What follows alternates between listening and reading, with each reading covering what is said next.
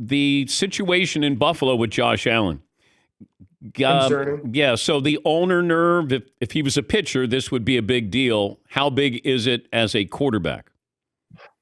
Naturally, it's a big deal. I mean, that's everything. And we're halfway through the season. This is a team that thinks they're going to be playing into February. And one of the things that we've always felt as Josh has ascended is if Buffalo has to play at home, we kind of saw it last year versus New England, like they're at a distinct advantage because of the arm strength that he can spin it and cut it through the wind.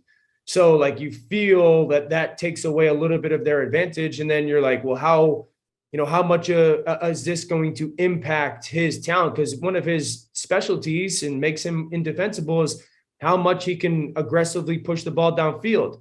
The hesitation I have to like the overreaction potential is the last throw of the game Sunday went 69 and a half, 70 yards on the move to his left.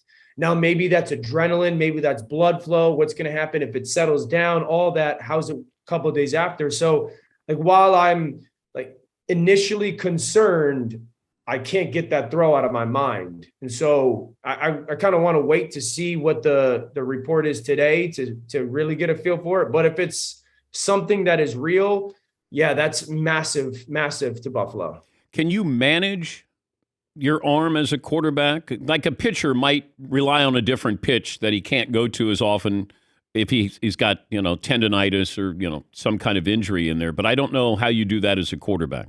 Yeah, I think you can. Yeah, you manage it during the week, obviously, and you treat it. But in the game itself, there's certain throws you can and, you will or I think won't. that's hard, Dan. And I think it's especially hard for him because if I was going to tell you one thing that I guess was a Josh Allen and I'm like flaw, setback, drawback, whatever, he is wildly competitive. And sometimes that gets him into trouble, right? And so I think it's really hard for him to like tame his competitiveness when it's the fourth quarter of a tie ball game and he's got to throw a 17-yard outbreaking route from one side to the other and he's off his back foot. Like he's going to throw it as hard as he possibly can because that's what he's done for 20 years, So I don't think that you could like kind of reel in that wild stallion, so to speak, in those moments.